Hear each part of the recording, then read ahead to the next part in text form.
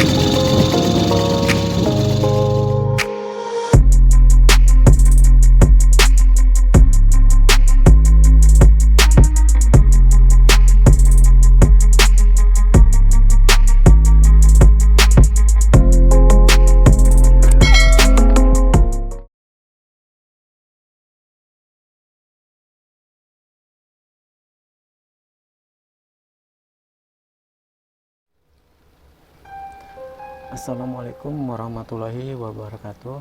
Jumpa lagi dengan saya di channel Hero Delvana 09, channel suka-suka berbagi. Oke teman-teman, di video kali ini saya akan berbagi tentang pengalaman kisah nyata saya sewaktu menjalani hukum pidana di salah satu LP di Indonesia, tepatnya di daerah Cirebon. Jadi pengalaman ini saya bagikan untuk edukasi, tidak ada untuk niatan menjelek-jelekan instansi atau menjelekkan orang lain atau siapapun itu nggak ada.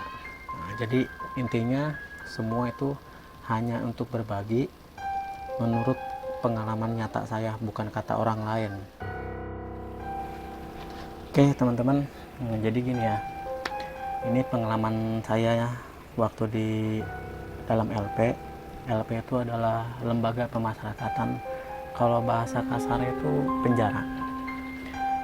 Jadi di penjara ini mungkin untuk sekarang ataupun dari dulu hal ini udah biasa atau lumrah lah kan disebutnya. Jadi di mana-mana itu kalau anak LP pasti suka melakukan telepon wanita di luar atau para gadis, ibu-ibu, pokoknya wanita di luar mereka teleponin untuk mencari pacar, cari rezeki untuk biaya mereka di dalam dan untuk memenuhi kebutuhan apa aja yang mereka inginkan selama mereka di dalam penjara. Nah, jadi gimana hal itu bisa terjadi?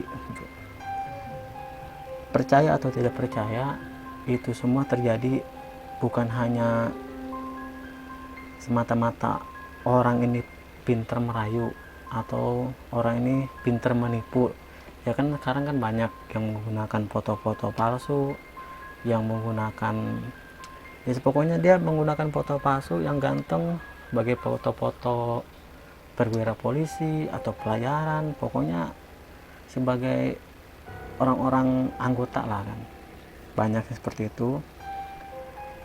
Tapi kan logikanya, apalagi di zaman sekarang udah zaman canggih kan, bisa video call, bisa screenshot ketemuan, tapi kenapa masih banyak yang tertipu, kenapa masih banyak yang gampang dimintain uang. Nah jadi menurut pengalaman saya itu semua terjadi karena ada pengaruh magic, ada pengaruh gaib di dalam LP tersebut. Nah jadi percaya nggak percaya itu nyata. Jadi gini nih, nggak usah orang itu pinter ataupun orang itu berpendidikan, misalkan orang ini mengaku sebagai polisi, otomatis dia harus paham cara-cara polisi kayak gimana, kerja di mana kayak gimana, etikanya segala macamnya. Orang yang nggak bisa baca tulis aja, dia nggak bisa baca nggak bisa nulis, tapi dia bisa nelpon ngomong, itu bisa menghasilkan uang. Perempuan ini bisa ngirim uang sama si anak LP ini. Jadi itu semua karena pengaruh magicnya.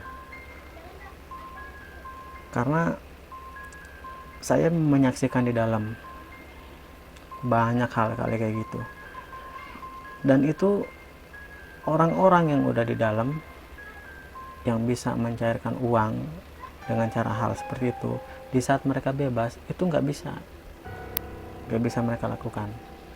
Nah, itu makanya kenapa saya bilang magic di dalam LP itu ada, hal gaib itu ada, karena pengaruhnya. Karena walaupun dia nggak orang pintar, walaupun dia nggak orang berpendidikan, tapi kalau dia nelpon di dalam LP dan nelpon keluar, itu bakal kena. Jadi siapapun orang yang di luar ini, perempuan ya terutama, kalau dia ditelepon sama orang LP, sama anak-anak LP ini, kalau dia udah menjawab dan udah ngobrol, nah itu pasti bakal kena. Percaya atau tidak percaya, itu bakal kena. Walaupun di dalam hati dia ini ada ragu, nah, dia ragu nih, misalkan kenal baru sehari 2 hari udah minta uang, ya kan. Nah, si korban ini merasa ragu juga, tapi pengaruh magic ini lebih kuat. Dia tahu itu salah, dia tahu itu nggak yakin, tapi dia tetap ngirim. Nah itu pengaruh magicnya. Percaya nggak percaya, itu nyata. Nah, itu pengalaman saya. Karena di dalam LP ini banyak misterinya, banyak sekali misterinya. Mungkin bukan di LP yang waktu itu saya jalanin aja. Ini kebetulan kemarin ini saya di daerah Riau, ada temen dia baru bebas kasus narkoba kan. Dia baru bebas karena pidana 10 bulan, dan di dalam dia melakukan hal kayak gitu. Nah jadi di situ saya berpikir, oh berarti bukan hanya di sana aja, di sini pun juga kayak begitu. Tapi balik lagi saya tanya, dia melakukan itu pakai modus apa? Ya modus penipuan itu, pakai seragam polisi, pakai foto polisi. Oh jadi hal itu bisa terjadi, bisa kena, padahal kan itu udah kejadian. Saya itu waktu tahun 2005, 2006, 2007 ya, dan sekarang 2022, tapi kok masih bisa kena tipu gitu, masih ada juga yang kena, maka dia bisa menghasilkan puluhan juta selama di dalam. Nah coba gimana itu bisa? Ya dia pun bicara, emang itu adalah pengaruh magicnya. Dalam LP itu pengaruh magicnya kayak gitu. Jadi orang ini kayak terhipnotis gitu.